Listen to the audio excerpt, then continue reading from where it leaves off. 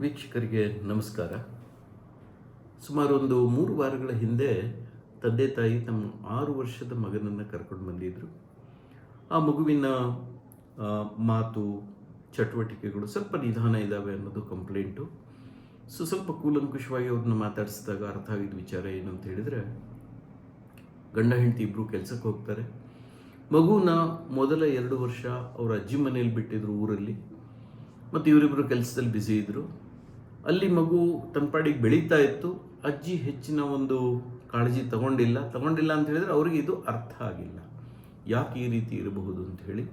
ಉಳಿದವ್ರು ನೋಡಿದವ್ರು ಹೇಳಿದರು, ಏನೋ ಸ್ವಲ್ಪ ಡಿಫ್ರೆನ್ಸ್ ಕಾಣಿಸ್ತಾ ಇದೆ, ನೀವು ಒಂದು ಡಾಕ್ಟರ್ ಹತ್ರ ತೋರಿಸಿದರೆ ಒಳ್ಳೇದು ಅಂತ ಹೇಳಿದರು.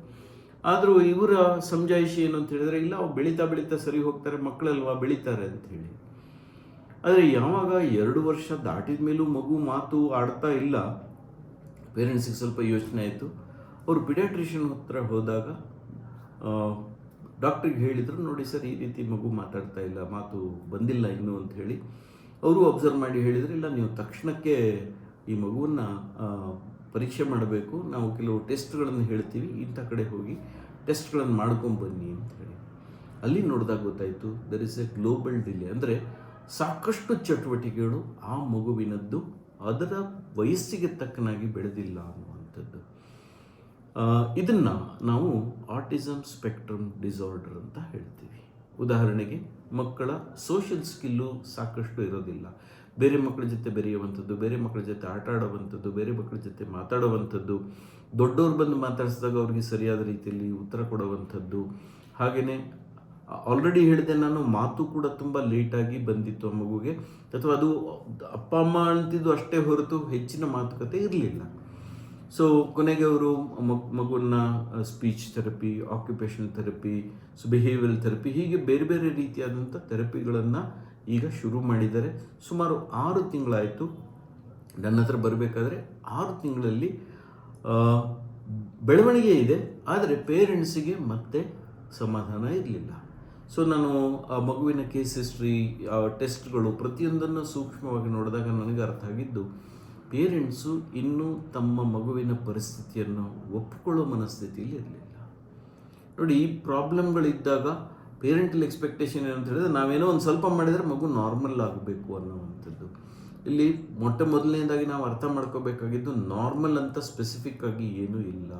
ಪ್ರತಿಯೊಂದು ಮಗುನೂ ಬೇರೆ, ಪ್ರತಿಯೊಂದು ಮಗುವಿನ ಏನು ಸಾಮರ್ಥ್ಯ ಇರುತ್ತೆ, ಇದು ಡಿಫ್ರೆಂಟ್ ಆಗಿರುತ್ತೆ. ಆ ಪ್ರಕಾರ ಆ ಮಗು ಬೆಳೆಯುತ್ತೆ.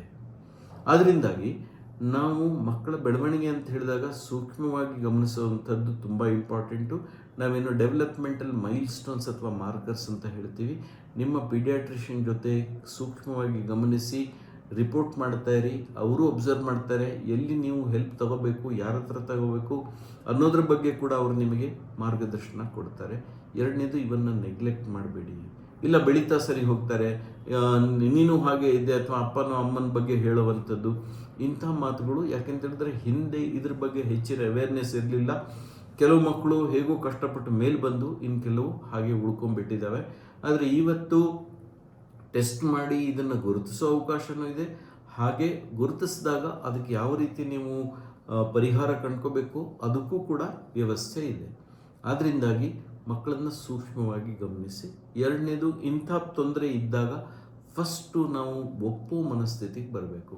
ಆಯಿತು, ಪ್ರಾಬ್ಲಮ್ ಇದೆ, ಆದರೆ ಈ ಪ್ರಾಬ್ಲಮನ್ನು ನಾವು ಹೇಗೆ ಸಾಲ್ವ್ ಮಾಡ್ಕೋಬೇಕು ಅನ್ನೋದನ್ನು ನೋಡಬೇಕಾಗತ್ತೆ.